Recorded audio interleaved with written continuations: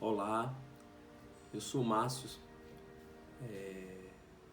trabalhador do Movimento Espírita de Camaçari e estou aqui hoje para abordar um tema muito importante que é justamente sobre as mulheres no Evangelho.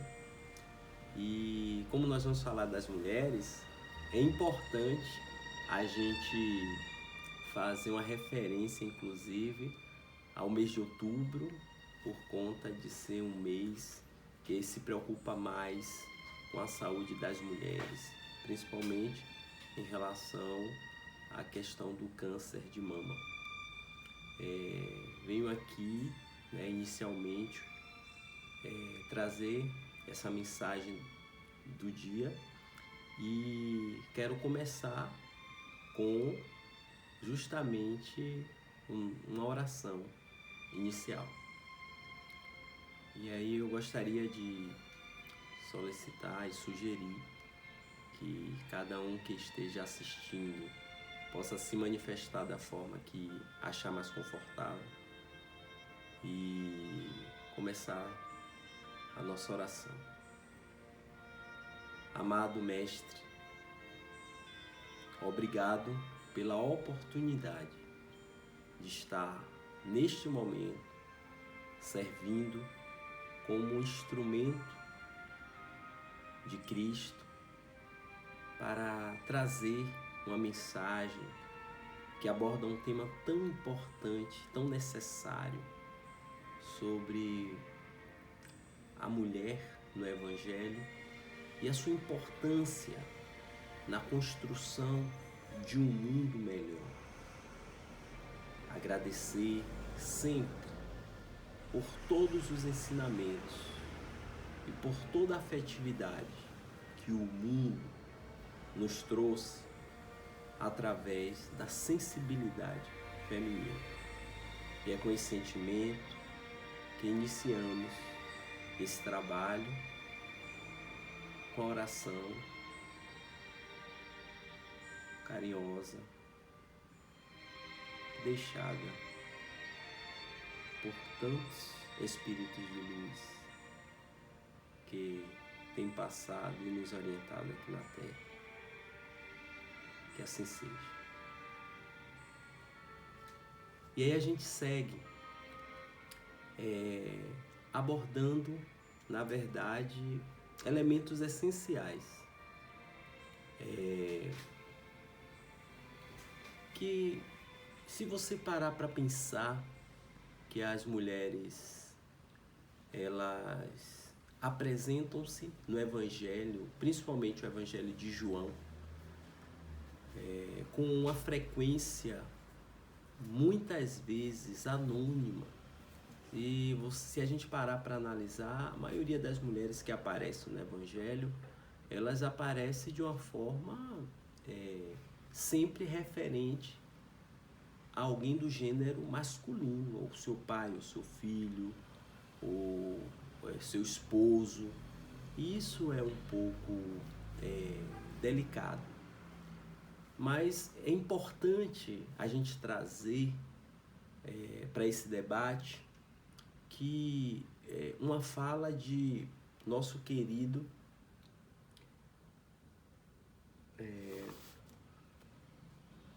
Raul Teixeira. Ele, no livro Verdade Familiar, ele nos esclarece que a mulher cabe uma importante cota de contribuição com a obra de Deus, oferecendo a sua sensibilidade e a sua inteligência em favor da vida.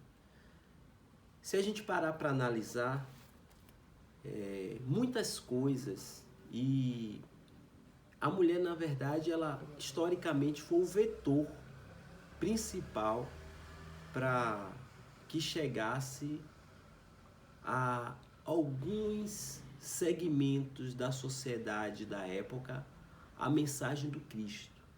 E só a sensibilidade feminina teria condições, naquele momento, de chegar e convencer a importância da mensagem de amor, de equilíbrio, de justiça social que Cristo trazia para a humanidade.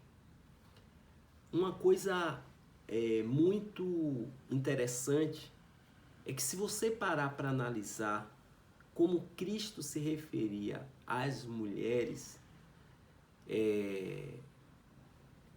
inclusive citando mulher até com sua própria mãe, é porque, para os costumes da época, um homem se referia à mulher chamando-a de mulher, significava que ele tinha muito respeito e carinho por ela.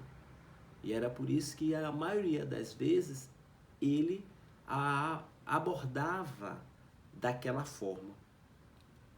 Cristo tem uma coisa que é preciso deixar claro aqui.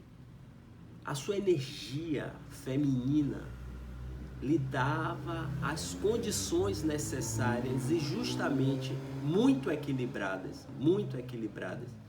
exatamente tanto para o lado do gênero masculino quanto do gênero feminino. E era isso que fazia com que Cristo tivesse exatamente a sensibilidade necessária para poder se conectar, né, e conseguir atrair essa energia feminina, esse respeito das mulheres, porque ele se colocava nesse lugar, né, de alguém que estava ali para ver o outro com muita identidade, entendia o indivíduo na sua integridade. Jesus sempre teve esse papel. E é por isso que toda a história do Evangelho e todos os escritos, Jesus sempre se referia à mulher de uma forma muito respeitosa. Uma outra coisa que é importante lembrar é que, se a gente parar para analisar a humanidade hoje, nós temos, por exemplo, ainda o genocídio muito forte, os salários das mulheres ainda são menores, em média 30%, ocupando os mesmos cargos que os homens. Ainda existem religiões ou culturas que ainda colocam a mulher muito em um papel secundário. E isso tudo demonstra o que nós estamos vivendo hoje.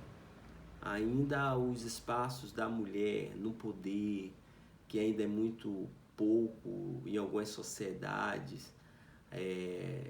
A questão da mulher em relação a alguns espaços de poder, inclusive nas administrações públicas ou nas gestões de grandes empresas. Tudo isso demonstra uma sociedade ainda muito excludente e machista. Isso eu estou falando de hoje. Imagine na época de Jesus. Imagine você pegar e ter a capacidade de ter a coragem de fazer um embate com a sociedade que era extremamente machista, para poder tratar os diferentes de uma forma respeitosa. E isso fazia com que muitas das mulheres fossem seguir Jesus, porque se sentia acolhido com o seu olhar. E seu olhar provocava, de uma certa forma, uma verdade tão íntegra, que fazia com que as mulheres fossem um dos principais condutores da mensagem cristã. E essa condução e as mulheres sendo muito seguidoras do Cristo, isso fazia com que os homens da época, os seus maridos, seus irmãos, tivessem uma certa aversão à mensagem de Cristo, sabe? Isso também traz essa questão para ser debatida aqui e considerada. Eu tenho que lembrar que para aquele momento, as mulheres que mais se destacaram com nomes no Evangelho são justamente Maria, mãe de Tiago Menor, Salomé, né, que na verdade é Maria Salomé, e que é a mãe de João e Tiago, que eram apóstolos, né, e primos de Jesus, porque segundo algumas escrituras ela seria irmã de Maria, então era tia de Jesus em tese. E também nós temos a situação de Maria de Alfeu, que era a Maria, mãe de Tiago Menor, que era a esposa de Alfeu, e também Maria Madalena, que seriam as 3 Marias que foram ao túmulo ver Cristo. E aí, além delas, né, aí você tem Maria, mãe de Jesus, Marta e Maria, que eram, né, as irmãs de Lázaro, e Joana, a esposa de Cusa. Essas aí foram as mulheres que tiveram seu nome no Evangelho. E aí você tem um número de outras mulheres que eram referência, né, são referências no Evangelho, mas que não tiveram seu nome identificado, elas estavam anônimas, né? Por exemplo, a mulher samaritana, que não fala o nome, a viúva de Naim, onde Jesus devolve a vida ao seu filho considerado morto, a adúltera, Jesus foi o único que não a condenou, né? E ainda dizendo aos que acusavam para que atirasse a primeira pedra quem estivesse sem pecado. A mulher com hemorragia, que Jesus curou, não é isso? Ela tinha essa doença há mais de 10 anos. A mulher de Tiro Sidom, que rogou a Jesus as migalhas dos ensinamentos, ela queria muito seguir Jesus. A filha de Jairo, sempre uma referência masculina, podem perceber, onde Jesus a atendeu dizendo aos pais que ela não estava morta, ela estava desnutrida, por isso que ele orientou que a alimentasse. E a sogra de Pedro, que foi curada por Jesus de um forte estado febril. Então você pode perceber que é um batalhão de mulheres sempre citadas como referências, né, de identidade. A referência de identidade é sempre masculina, demonstrando ainda, né, um machismo até na escrita do Evangelho, mas porque era o contexto da época, né? Outra coisa que a gente pode trazer aqui que os evangelhos afirmam que muitas mulheres seguiam Jesus em suas andanças pela Galileia e auxiliavam com seus recursos a comprar mantimentos para auxiliar aos necessitados. Olha que coisa interessante. As mulheres, elas seguiam Jesus e muitas tinham posses ou pegavam um pouco que tinha para poder fazer a manutenção ou auxiliar aquelas pessoas que viviam nas ruas. Jesus seguia a mensagem, distribuindo a mensagem de amor, e aquelas pessoas que conviviam com ele também levavam pão material para essas pessoas. E geralmente quem fazia essa doação, geralmente quem colaborava materialmente eram as mulheres. Isso trazia muita indignação, né, para muitos maridos e os pais que ficavam muito até com ciúme da força de Cristo quando fazia com que essas mulheres os seguiam, né?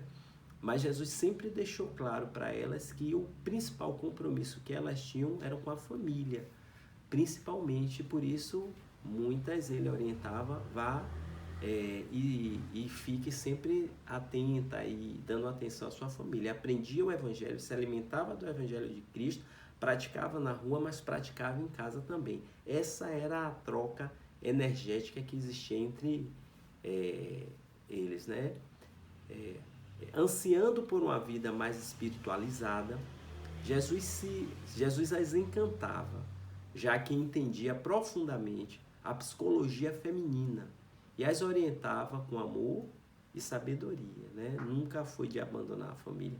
Isso é muito importante porque assim, uma vez eu estudando para uma outra palestra, e aí uma coisa foi muito forte, dizendo assim, que às vezes fazer o trabalho cristão não é necessariamente a gente estar dentro do templo religioso que a gente professa, mas estar dedicado de uma forma plena e verdadeira, amorosa, à nossa família, ao ambiente social, porque Deus está em todo lugar. E aí, dependendo de como a gente se coloca nos lugares de forma mais humana, mais generosa, mais sensível, mais respeitosa, naquele momento a gente está praticando o,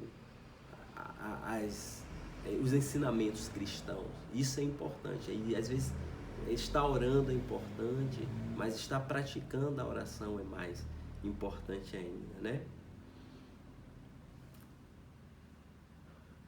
Outra coisa é que, se você parar para analisar, as mulheres no Evangelho, todas são servidoras fiéis, né? E foram convocadas justamente pelo olhar de Cristo, pelo olhar verdadeiro. Numa época em que as mulheres geralmente eram tratadas como inferiores, o Evangelho de João revela que Jesus Cristo tratava as mulheres com compaixão e respeito. Jesus Cristo foi o maior defensor, né, do sexo feminino, do gênero feminino no mundo. E João ainda destaca a compreensão que Jesus tinha das diversas circunstâncias da vida delas e registra as bênçãos que cada mulher recebeu por sua fé em Jesus.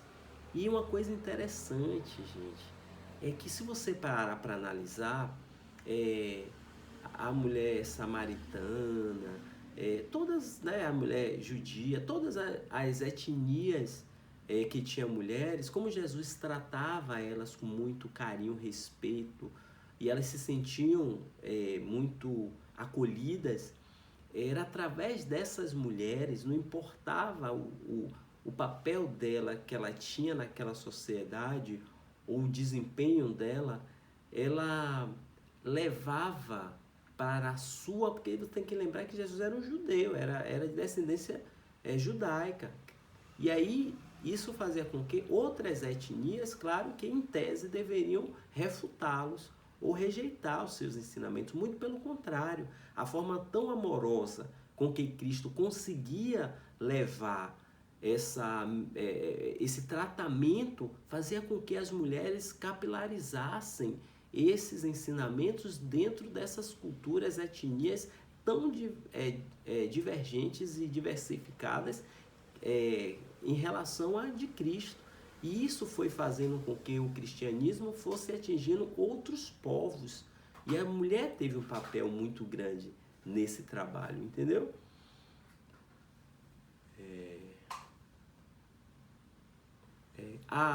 Um exemplo é a fé exercida por Maria, que precedeu o primeiro milagre público, que foi justamente a das bodas de Caná, né? Onde aquele episódio do vinho, de estar transformando a água em vinho, porque naquele momento o vinho tinha uma simbologia muito forte para a cultura daquela época. E um evento, uma festa que faltasse vinho, isso demonstrava, de uma certa forma, uma escassez, uma pobreza mas que não era pobreza material, sabe? Era como se fosse vinho, porque existia todo o misticismo, todo uma questão também da cultura daquela época, da simbologia de que um casamento precisava ser farto para que a família que estava se formando fosse feliz, né? E faltar vinho para em um movimento desse, em uma festa de casamento, seria justamente uma forma de demonstrar que aquele casal seria infeliz. E por isso que Maria, demonstrando sua fé, que é considerado o primeiro milagre público de Cristo, então pediu que as pessoas fizessem, trouxessem, e ela falou, claro, faça o que ele pedir. E ela fala essa frase demonstrando sua fé. Lembrar que Maria foi a primeira cristã, né, que tem no Evangelho.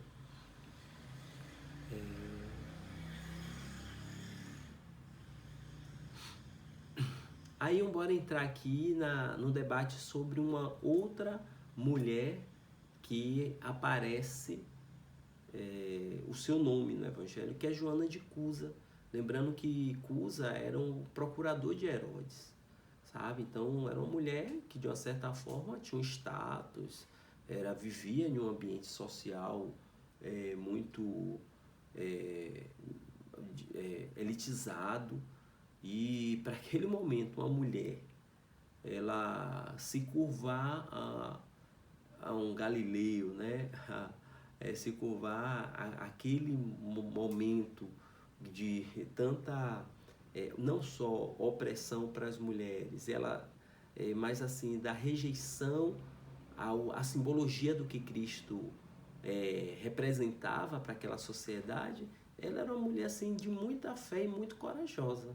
Além dela ter muita fé, ela tinha muita coragem de conseguir desafiar, inclusive, o marido, como se fosse assim o patrão do marido e toda aquela elite a qual ela convivia. E quando Joana se encontrou com Jesus, ele a curou de uma doença que não está especificada ou a libertou de um espírito mau que controlava a sua vida, segundo Lucas no capítulo 8, versículo 2. E Joana decidiu seguir Jesus. Ela escolheu colocar em risco seu estilo de vida confortável para tornar-se seguidora de Jesus Cristo. Mas Jesus lhes disse que no momento sua tarefa era junto à família. Então Jesus ele nunca permitia que as pessoas entrassem em conflito com os seus. Muito pelo contrário, ele sempre orientava que era necessário apaziguar, mas manter e levar o evangelho que aprendia para casa. Era sempre assim, que é a nossa tarefa também fazer isso. Uma outra, assim, e aí eu queria só lembrar que Joana de Cusa, ela tem uma história, né? Você lembra que ela terminou seus dias em grande miséria, apesar de, né, porque justamente foi seguir, né, a palavra cristã, morrendo na fogueira por ser cristã, juntamente com seu filho em Roma. O filho, para você ter ideia, pediu para ela abjurar, né, ou seja, mas ela se manteve firme. E aí o soldado falou assim para ela: morre, mulher, morre com esta fé.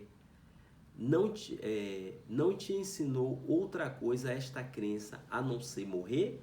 Aí ela responde assim, mesmo com o corpo pegando fogo, ela responde assim: essa fé ensinou-me também a vos amar. Morro vos amando, vós que me estáis matando. Então, até na hora mais difícil de sua vida, ela, no momento mesmo de desencarne, sofrendo da forma covarde, ela conseguiu demonstrar que aprendeu realmente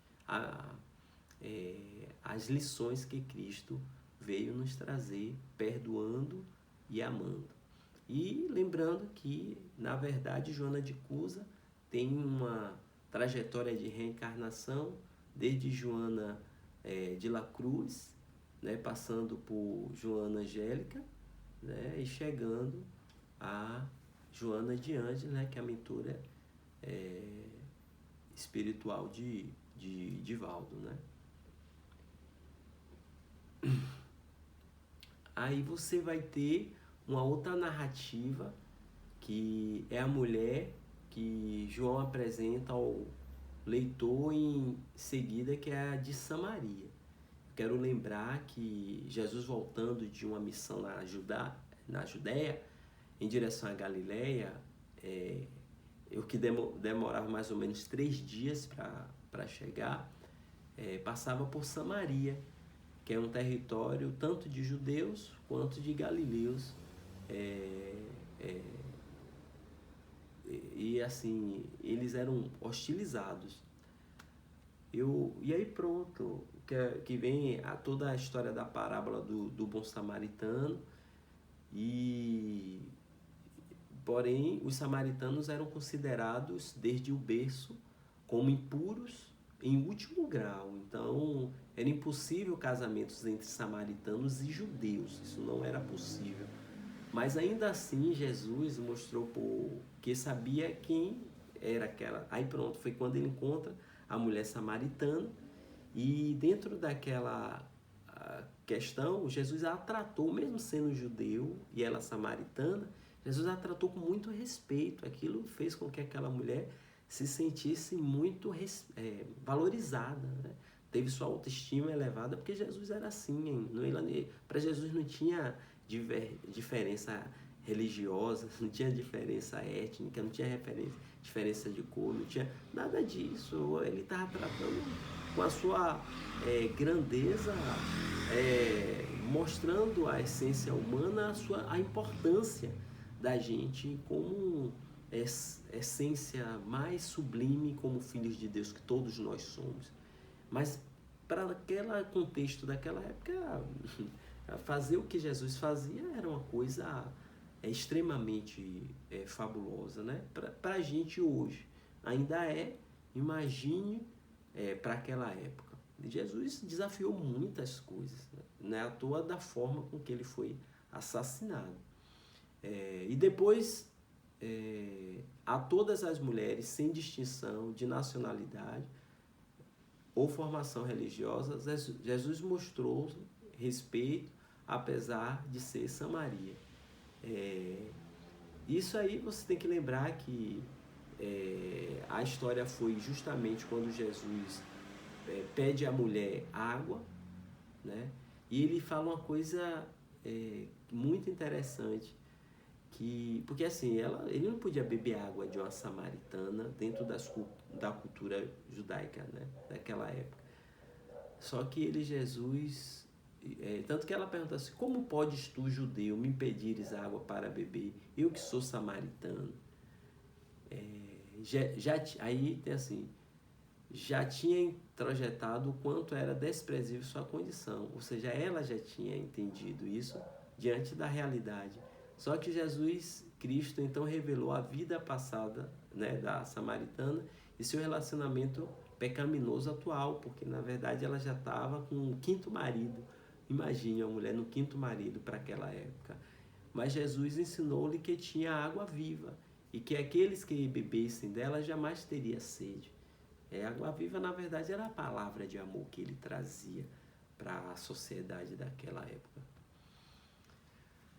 Embora ela possa ter se sentido constrangida, talvez quando Jesus falou sobre a vida dela, que ela achou que ele não sabia, mas ele não sabia de tudo, tenha sentido que Jesus Cristo lhe falou com respeito, porque respondeu pensativa: Senhor, vejo que és profeta. Isso está em João 4, no capítulo 4, versículo 19.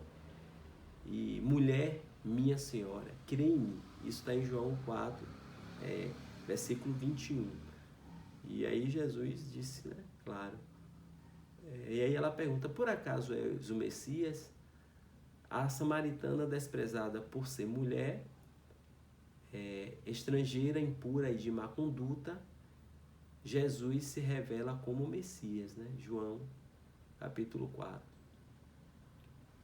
E aí pronto, ela, na verdade, isso é mais uma demonstração de que Cristo, ele consegue tratar as pessoas com toda a sua gentileza e com todo o respeito. Jesus, aí a gente vem trazer a história do adultério. E aí uma reflexão muito importante a gente precisa fazer hoje. E aí Haroldo Dutra, ele sempre fala assim, tá bom, bora falar de adultério. Para ter adultério, no mínimo, a história precisa ter 3 pessoas envolvidas. Claro, tem que ter os 2 que estavam praticando o adultério e um traído. Agora, na história, só conta, o único pecador é a mulher. A gente tem que fazer essa reflexão. Por que é a mulher que é o único pecador da história? Se, para que ela traísse seu marido, precisava de ter outro homem no contexto aí. Mas só quem deveria ser apedrejado no contexto era ela? É esse o questionamento, né, que a gente precisa provocar aqui. Mas Jesus, ele, quando a viu naquela situação das pessoas querendo maltratá-la e matá-la, né, provocar o feminicídio, ele traz um questionamento, que atire aquele dentre vós que estiver sem pecado, atire a primeira pedra, né? E aí ele pergunta, alguém te condenou? Pergunta ela. Aí ela respondeu, ninguém, Senhor. Aí Jesus disse, nem eu, tampouco te condenarei. Vai e não peques mais, né, João?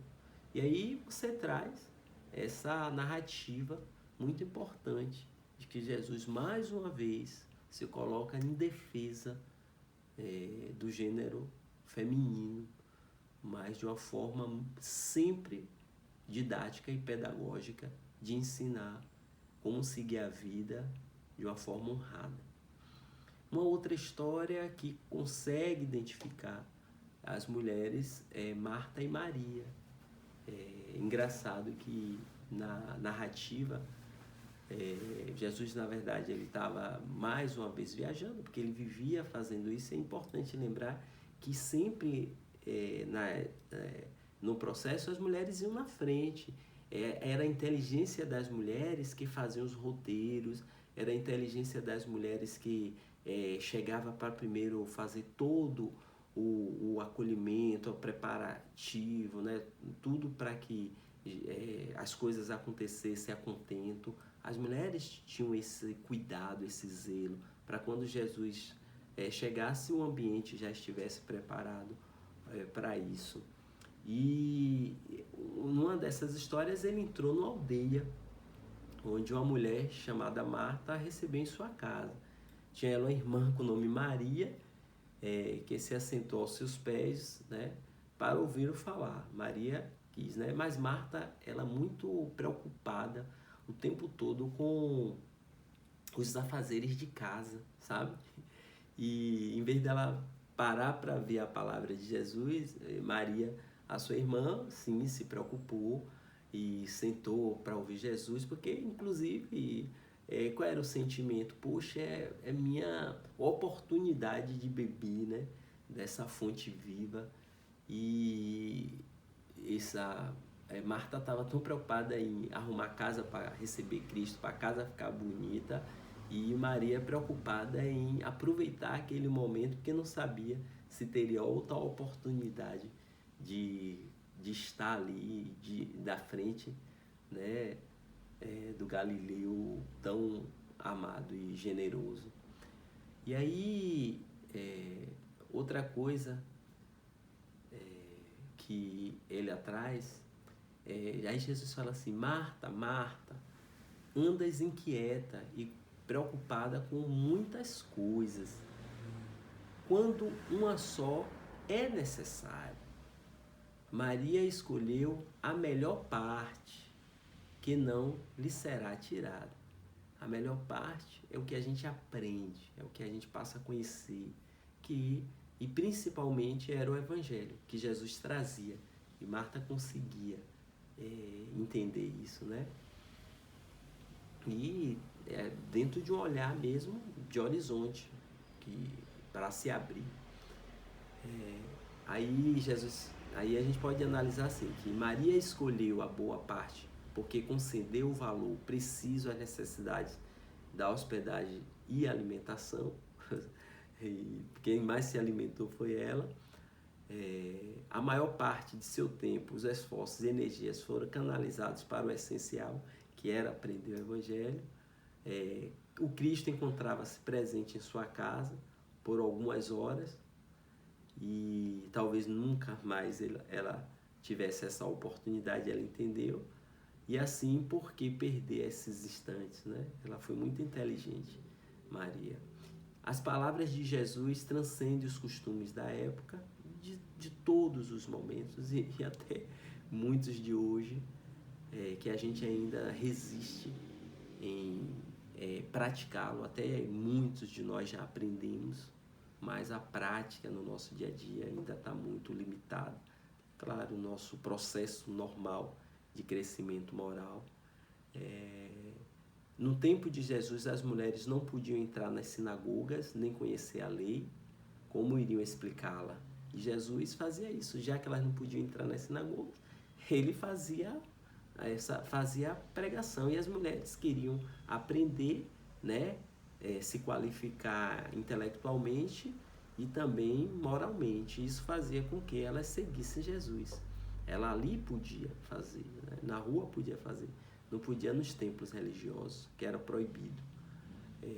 No aspecto religioso, as palavras e atitudes de Jesus detonam e superam o machismo dominante. Jesus sempre combateu isso.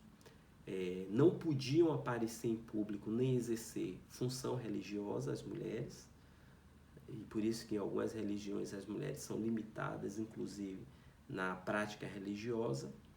Jesus convocava a não fazer distinção entre discípulos e discípulas, então todos tinham a mesma importância. Ele rompe tabus ao se relacionar com as mulheres, provocando inclusive ciumeiras, né, com os homens da época. E Jesus revoluciona os costumes legalistas e a ética moralizante vigentes da época, denunciando normais e leis discriminatórias em relação às mulheres e aos homens, né? Sempre trabalhou pela isonomia de direitos. E aí a gente traz a questão de Madalena, prostituta, que é um outro caso. Antes do encontro com Jesus, a vida sem sentido que ela tinha, uma vida vazia, apesar de todo o luxo que ela tinha, né?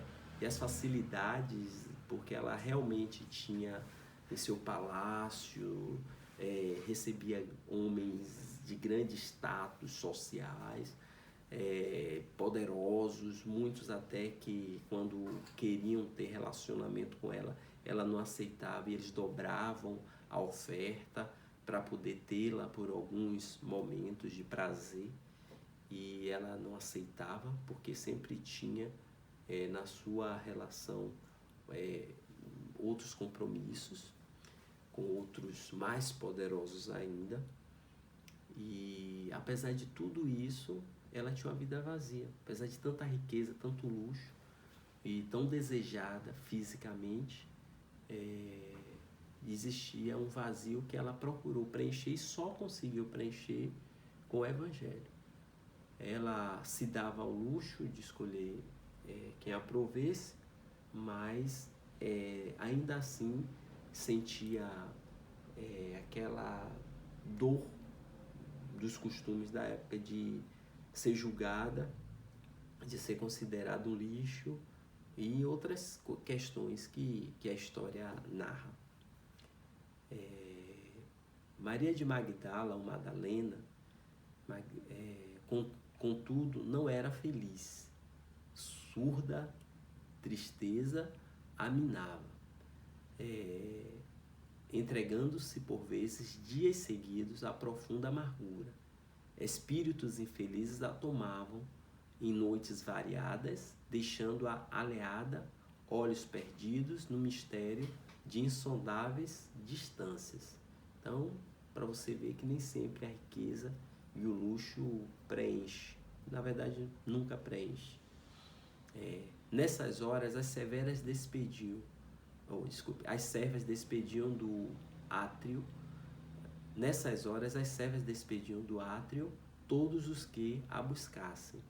Alguns homens, sentindo-se preteridos, dobravam as ofertas pelas horas de prazer que antevinham. Tudo em vão. E aí ela segue ao encontro de Jesus quando soube que Jesus estava na casa de Simão, que na verdade era alguém que ela conhecia muito e que tanto a conhecia.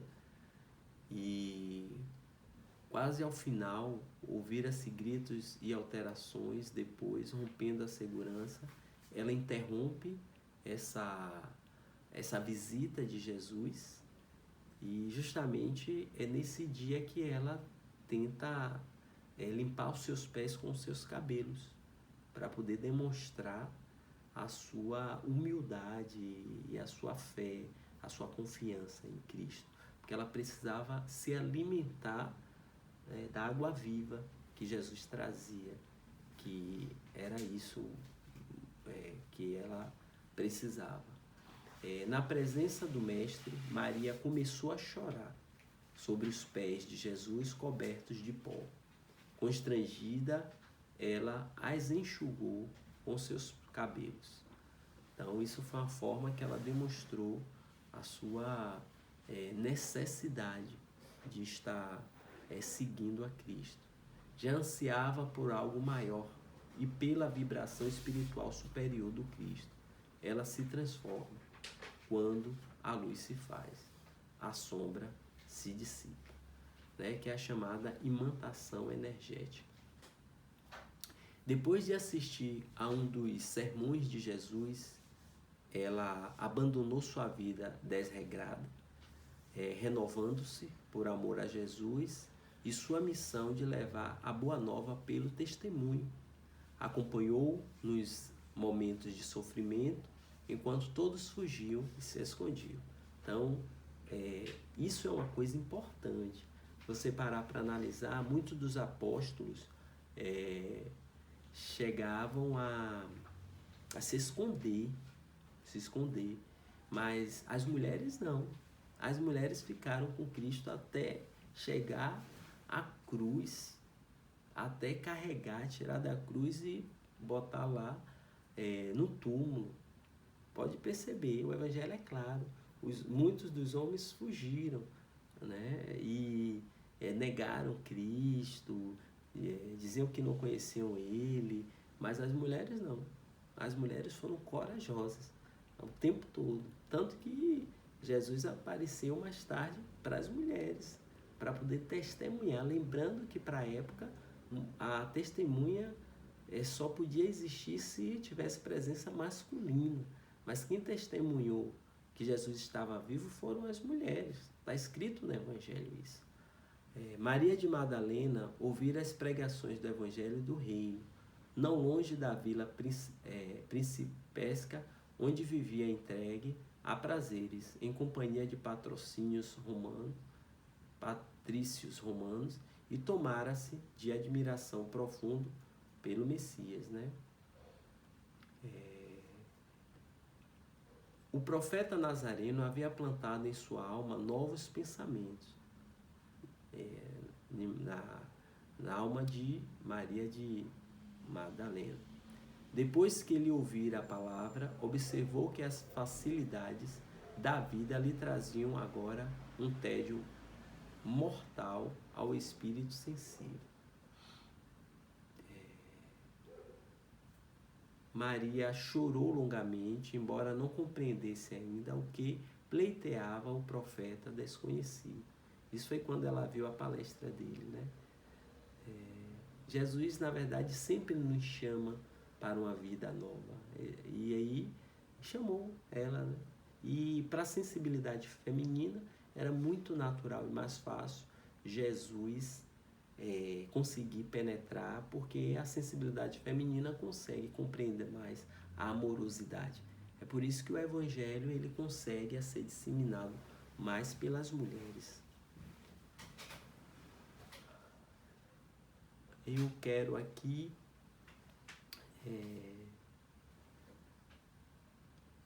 trazer a questão de Maria de Nazaré, a sua mãe, que é para poder a gente encerrar. E aí eu queria trazer a narrativa de que Maria, ela foi a primeira cristã. Maria, ela traz... temos que lembrar que Maria não foi escolhida por acaso para ser a mãe de Jesus. Todo um preparo que a gente pode chamar de, assim, para dizer assim, que foi realizado para que Maria estivesse, imagine assim, a magnitude moral e espiritual que é Maria de Nazaré para poder ter sido escolhida por uma pleide de espíritos para ser a mãe de Jesus. Então não podia ser qualquer espírito.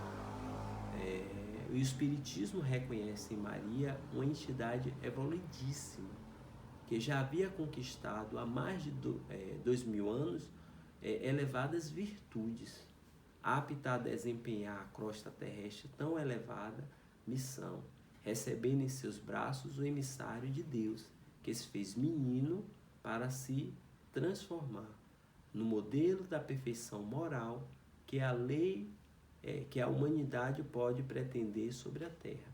Isso está escrito no Livro dos Espíritos. A vida de Maria, desde a infância às alturas celestes, a sua história de quem renunciou como ave de luz ao seu ninho para ajudar a humanidade. É importante lembrar que Maria, assim, ela passou, inclusive, pela história da humanidade, mesmo depois do seu desencarne, um processo de perseguição muito grande. Foi escondida no Evangelho em muitos momentos, foi escondida por alguns segmentos religiosos, mas Maria ela tem um papel muito importante na história da humanidade, inclusive muitas outras religiões que não são cristãs, elas reconhecem em Maria um papel, inclusive, maior do que o de Jesus, como é o caso, inclusive, da religião muçulmana, né? Que vê Maria como uma simbologia muito forte. E aí, conta-nos Emmanuel que, precedendo a vida de Jesus, entidades angélicas se movimentaram tomando vastas e importantes providências no plano espiritual. Escolheram-se os instrutores, os percussores imediatos, os auxiliares divinos. Uma atividade única registra-se, então, nas esferas mais próximas do planeta. Como a chegada do Mestre, a manjedoura assinalava o ponto inicial da lição salvadora de Cristo, como a dizer que a humildade representa a chave de todas as virtudes. A humildade representa a chave de todas as virtudes. É sempre bom lembrar que José, pai de Jesus, era carpinteiro, né? E naquele momento, ter essa profissão era uma pessoa de classe média para os padrões da época. Então, Jesus não nasceu na manjedoura porque o pai e a mãe eram pobres. Não. Jesus nasceu na manjedoura porque todo o contexto da história, do momento, de não ter um hotel para ficar, tal, mas também por causa da festa que estava na cidade, mas também, principalmente porque era uma demonstração de humildade que precisava dar à humanidade, né? Inclusive depois, Jesus aprendeu a profissão do Pai, Jesus foi obediente com o Pai, foi obediente com a Mãe, para poder deixar lições o tempo todo. Tudo que Jesus fazia era teorizando e praticando, para nos deixar a mensagem concreta. E aí conseguiu consolidar sua verdade. E aí, depois de todo o preparo que Maria teve, né, desde a mensagem trazida pelo anjo Gabriel, Maria Isabel, sua prima, na verdade, né, sua prima, que era mãe de João Batista, quem batizou Jesus, que era o padrinho de Jesus. Então, eles tinham narrativas muito fortes, elas duas conversavam e não entendiam como duas crianças conseguiam trazer informações tão importantes, reflexões tão fortes para aquela idade. Elas ficavam muito inculcadas como é que duas crianças tinham essa condição que espantava elas muitas vezes. E Maria sempre foi uma mulher muito forte, né? E teve o desafio de ser escolhida da forma que foi. Então existe toda uma polêmica sobre a sua gravidez dentro de um contexto histórico, e também foi a própria diferença de idade dela. Maria era uma adolescente quando casou com um ancião, né? José era um homem que já estava, né, no segundo casamento. Então tem todo um contexto histórico para a vinda de Jesus. E Jesus, no seu momento ainda na cruz, ele fala, né? Mulher, eis aí teu filho. E aí falava, né? Com João, eis aí tua mãe.